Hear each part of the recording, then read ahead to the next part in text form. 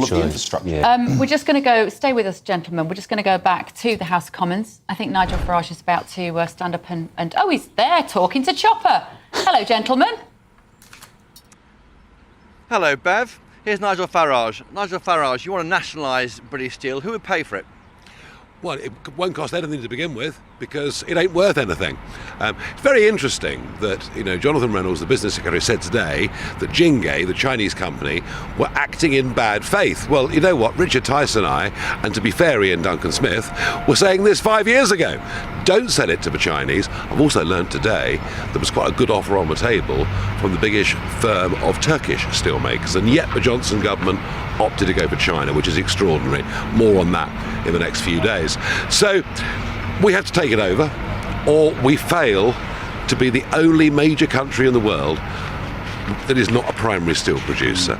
So all very dramatic. Tice and I went there in the middle of the week. We made a big statement. We said there were 3 working days left to save the steel plant.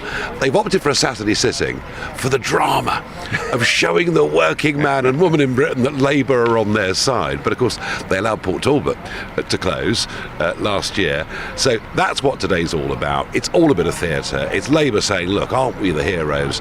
We're saving industrial Britain, without recognising that actually there is a manufacturing disaster going on. Aluminium gone, cement gone, refining going. Our net zero policies are literally deindustrialising Britain. Is it being driven by your pal in the White House, Donald Trump? 25% tariffs on UK steel? Nothing to do with it. Have you noticed 25% tariffs on aluminium's not being discussed? Do you know why? Both the plants are closed down. Yeah. And steel, we've only got one left anyway. It's nothing to do with that at all. You've got an amendment to this bill today. You want to prompt an immediate nationalisation of British steel. Well, you might peel away some Labour MPs to back that. Well, let's see what happens. I just think today's a short-term sticking plaster. Yeah. If you're working with a company that the business secretary says publicly are working in bad faith, just get on and do it. Nationalise it, take it over. Find it cheap energy, because that's the biggest problem that manufacturing faces, and then let's try and get some buyout specialists to come in and take it over. Expensive though, losing £700,000 a day. We're spending billions on Ukraine. We've got 5 years left on each of these 2 ancient blast furnaces. One of them is nearly 100 years old. I mean, is this really a business you would buy if you were actually in the private sector? Don't trust the figures the Chinese are giving you. They haven't published accounts since 2021. They're having us over. They're having us over, and they have for the last 5 years. What's Reform up to? Why is it saying nationalise British Steel? You're seen by many as being a right-wing party, a low-tax party, but you encourage greater state intervention. Are people getting you wrong? Well, because we're patriotic. We're patriotic. But you can't be that. There are bills at the end of the day. You can't just wave the flag and say everyone's going to accept it. Family, community, country. This would devastate Scunthorpe. Now, say this was an industry that was an old dying industry, we'd have to accept it and find something for 3,000 families to do. But it's not. I mean, the government last week announced a great big theme park in Bedfordshire. That's going to need tens of thousands of tonnes of steel. They've announced an increase in defence expenditure. That's going to mean more steel. I mean, we're the only major country in the last decade and more whose steel production has collapsed as dramatically as us. And frankly, it's the Conservatives that put net zero into UK law, decided that China was going to be the great ally for the future, and sadly Ed Miliband and others have continued with it. So look, we see this as a vital, strategic, national interest. We need it, and that community needs those jobs too. I was watching Ed Miliband, the Climate Change Secretary, on the front bench. You probably saw him from your position too. He looks a bit queasy. I mean, is it all unravelling net zero? Luton Airport expansion, saving British steel. We're shipping in coal from Japan to keep it going, not using coal in Cumbria. Well, quite. I mean, everyone can see how ludicrous it is. There is a perfectly good anthracite mine in Cumbria that could produce this coal. And when we were there in Scunthorpe in the week, Richard Tice and I, they said we'd much rather use Cumbrian coal than be shipping it in from the other side of the world. So, in some ways, I think what's really happening is this. The public are waking up to how stupid these policies are.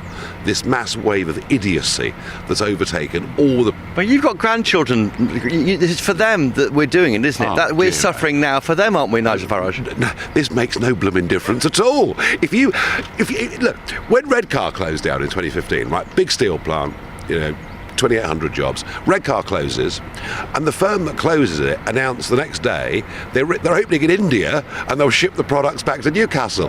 That makes CO2 output worse, not better. Net zero, by the time of the next election, could be the next Brexit.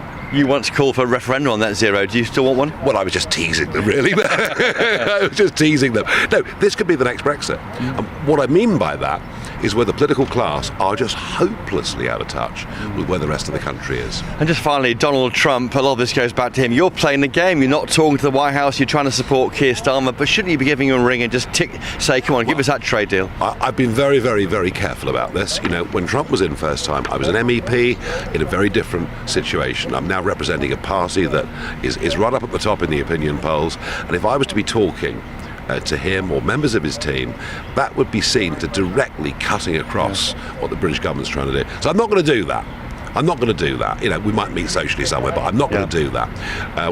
But, you know, I'll repeat the point. If the government ever want my help, I'm on the end of the phone. Yeah. Well, 9 seconds left. Bev Turner, do you have a question for Nigel Farage, very briefly? Oh, you put me on the spot there, Chopper.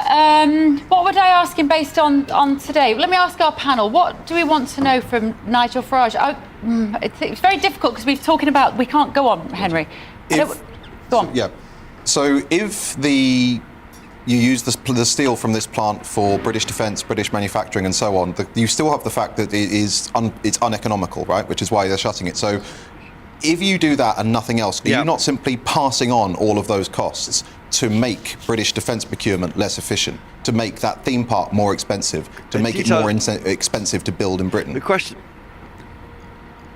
for our panel then, Nigel Farage, is if we do use the British steel and we use it for the defence business or for the Bedford Universal site, is that not passing on the cost to industry? It inflates the cost of all of our steel. Well, number one thing to say is that the quality of steel that's being produced at Scunthorpe is pretty much the best in the world. So quality, particularly for military equipment, hey, and you know what, for big parks and everything else, that matters too. No, if we get energy prices right, it'll be competitive.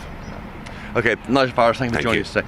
There we are, Nigel Farage there with his why he thinks we should be nationalising British steel. Apologies for jumping that on you, Bev. I thought you may have a question there, but good to see you there. Don't you worry, Christopher. You can do that anytime. Now listen. At GB News, we believe in the power of free speech. We're not afraid to ask the tough questions, challenge the status quo, and give you a voice. While others silence dissent, we champion the truth. By becoming a GB News member, you're not just supporting free speech, you're defending it. Please consider supporting us today. Together, we'll hold the powerful to account and make sure that your voice is always heard. Simply go to gbnews.com/support and stand with us for what matters most.